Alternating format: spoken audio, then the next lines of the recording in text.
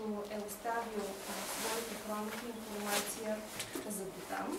Това е един португалски свещеник от ордена на иезуитите, естествено. Казва се отец Естевао Касела, който заедно с своя помощник Жоао Кабрал тръгват от Индия към Тибет.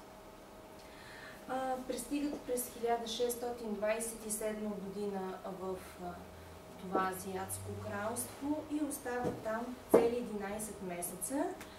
Биват изключително добре приети от кралят на Бутан и пишат заедно едно много дълго писмо до централата на иезуитската мисия в Индия.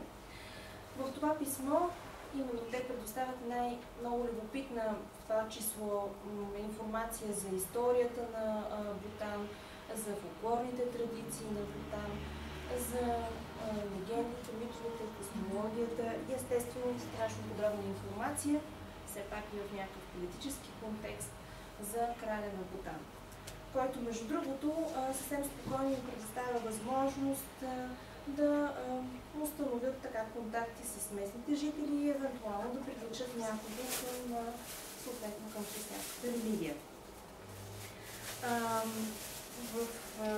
Няма да ви чета отказ от това реласао, както се нарича на португалски самия документ. Може да го намерите в интернет, ако желаете да поровите. Ще ви бъде много интересно, предполагам, да прочетете стила на иезуитското изложение. Любопитен момент е, когато кралят разказва различни легенди за произхода на Бутан, как самия Жоао Кабрал и Касела все пак казват, в това вярваме, а в това не вярваме. И дават различни много интересни коментари по този повод. Няма повече да ви занимавам с този определен интересен момент. По-нататък светът научава и съответно Европа научава, че съществува наистина това кралство Бутан. По-нататък всички, които пътуват най-вероятно и снегът между Индия и Тибет, много повече оставят информация за самото кралство и минават съответно десетилетия, векове и идва епохата на киното. Можем да кажем, че киното пристига в Бутан съответно пресичайки границата или през Тибет, или през Индия. Според мен е по-вероятно през Тибет, защото има достатъчно много информация всъщност за първи прожекции, първи ранни прожекции в началото на 20 век, именно в Тибет. Все пак Бутан и Тибет са много силно културологически обвързани, така че е нормално една голяма част също така от аристокрацията, от висшето духовенство получават своето образование именно в Тибет. Не случайно и една голяма част от съвременните бутански режисьори са и тибетски лами. Те се обучават именно в тибетски манастири. Ще прескоча една част от връзката между Тибет и Бутан по отношение на киното и някакви мои хипотези. Ако отворите някоя по-нова енциклопедия на киното, ще видите, че за първи бутански филм се споменава, нямам точен превод на заглавието, Гаса Лама Синье. Не знам дали правилно го произнасям. Може би никой не може да ме довери, освен професор Федотов. Последното Сенге е лъв, първото трябва да го видя. Лама си е лама, нали? Да. Или Сангия. Сангия. Ако Сангия, тогава Бубер. Ако Сангия, Бубер. Добре. Ще го оставим така. Явно не е преведено на английски. Годината ще ни изненада на този първи бутански филм 1989 година.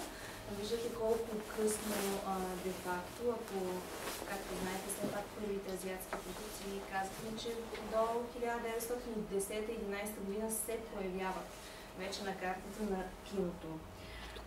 Всъщност този филм се води като пионерски, чисто ботанска продукция, която се базира на един фолклорен сюжет, на една стара ботанска балада.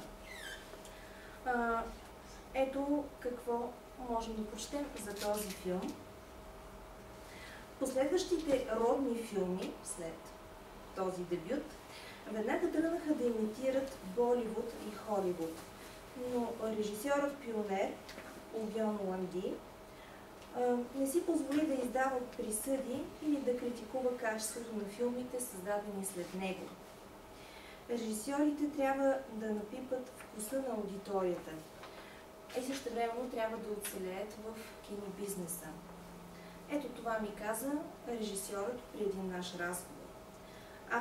Авторите имат достатъчно пространство пред себе си, което могат да разгънат и да вложат онази ботанска оригиналност и креативност, която идва от нашата богата култура и дълбока традиция. 10 години след този първи филм и следващите опити на режисьорите от Бутан да намерят собствения, оригиналния, онзи стил, който можем да наречем национална идентичност и национална кинематография, се появява една нова лента, която наистина успява да взриви мнението за бутанското кино, както на местна почва, така и в международен аспект. Става въпрос за филмът Купата, създаден в 1999 година, на Алама Кенценорбо. Един филм, който аз също ви препоръчвам да видите. Кенценорбо наистина завършва режисура в Америка.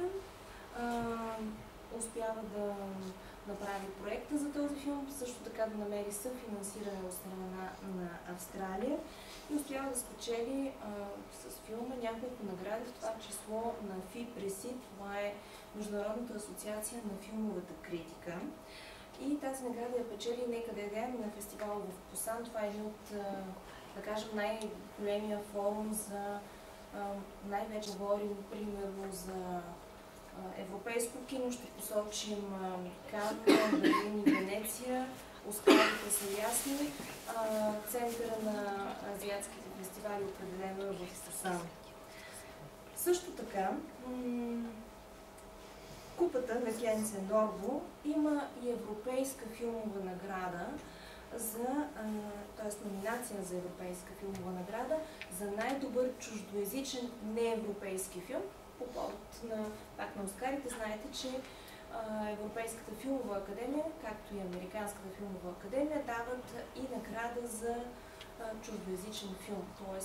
който не принадлежи или към съответно към Щатите, или към Америка.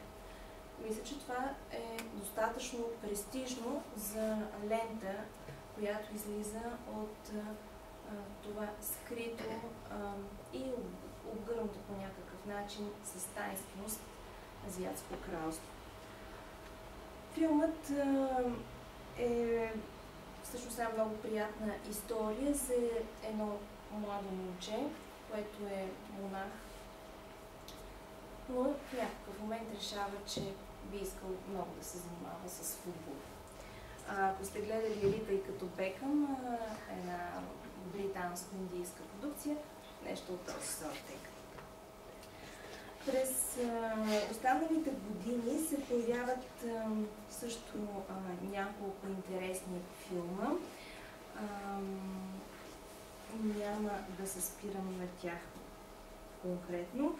По-скоро ще направя един скок към следващата лента на вече споменатия режисьор Лама Кенценорбо. Пътешественици и магиосници. Ако трябва да съм точно, на мен това ми е любимия ботански филм. След това идва Мила Репа. Филмът е създаден през 2003 година и е пак един леко комедиен, чаровен разказ, който съчетава съвременност, фолклорна ботанска традиция. Това е историята на един сравнително млад човек, който много иска да получи зелена карта и да отиде в Америка. Мисля, че и професор Федотов много беше харесал филма. ако се не лъжа. И така нашия човек тръгва от столицата, т.е. тръгва за към столицата на Бутан, тъй като живее в едно малко селище и трябва да се добере съответно до летището и до Америка, но по пътя му се случват най-различни перипетии.